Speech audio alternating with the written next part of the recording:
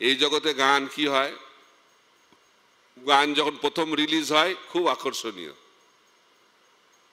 প্রথমবার শুনতে খুব ভালো লাগে।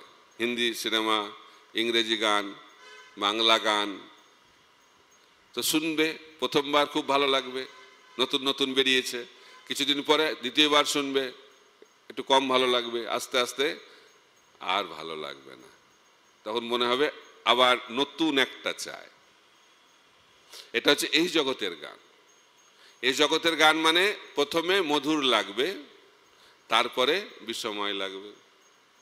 ইংরেজিতে বলে nectar at the beginning, poison at the and. এই জগতের গান হচ্ছে সেরকম। তারপরে চিন্ময় জগতের গান কিরকম, poison at the end, poison at the beginning, nectar at the end. Hare Krishna মহামন্ত্র ভালো লাগে না, এই গান শুনতে ভালো লাগে না, এটা হচ্ছে সাধকের লক্ষণ, বদ্ধজীবের লক্ষণ। কিন্তু এটা হচ্ছে ওষুধ, ভবৌষধি। ভাগবতমে ব্যাখ্যা করা হচ্ছে যে এই হরিনাম হচ্ছে বদ্ধজীবের জন্য ওষুধ। তো ওষুধ খেতে ভালো লাগে নাকি? ডাক্তার ওষুধ দিয়েছে, বলছে ও খুব সুন্দর ওষুধ দিয়েছে, সারাদিন খেতে ইচ্ছে হচ্ছে, এটা হবে? ওষুধ খেতে ভালো লাগে না, কিন্তু ওষুধ খেতে হয়। কেন? রূপ গোস্বামী উদাহরণ দিয়েছেন, যার জন্ডিস হয়েছে তাকে যদি মিছরি দেয়া হয়, মিছরিটা কেমন লাগে? তেতো লাগে। মিছরিটা কি তেতো? কিন্তু তেতো কেন লাগছে? তার কারণটা হচ্ছে রোগ হয়েছে, পাণ্ডু রোগ, জন্ডিস। যাদের জন্ডিস হয় তাদেরকে যদি মিছরি দেওয়া হয় সেটা তেতো লাগে। এখন এই মিছরিটা মিষ্টি কখন লাগবে? যখন জন্ডিসটা সেরে যাবে। তো জন্ডিসটা কি করে সারবে? মিছরি খেতে খেতে। তাই মিছরি খাওয়াটা হচ্ছে, যার জন্ডিস হয়েছে সেটা ওষুধ। আর জন্ডিস সেরে যাওয়ার পরে সেই মিছরিটার ওষুধ থাকবে, সেটা খুব আস্বাদনীয় হয়ে যাবে।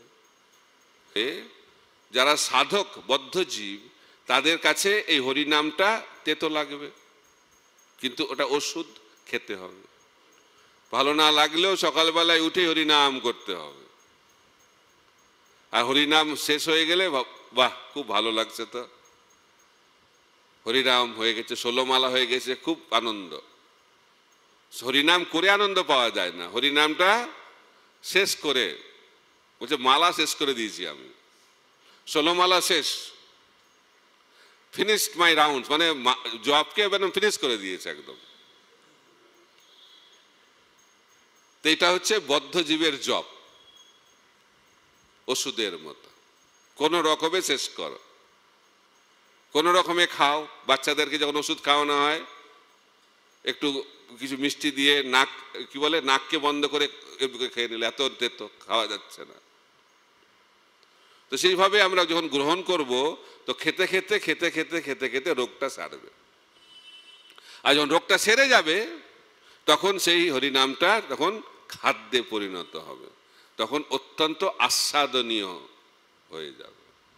তাই সাধকের জন্য হরিনাম হচ্ছে ওষুধ, আর সিদ্ধদের জন্য হরিনামটা হচ্ছে খাদ্য।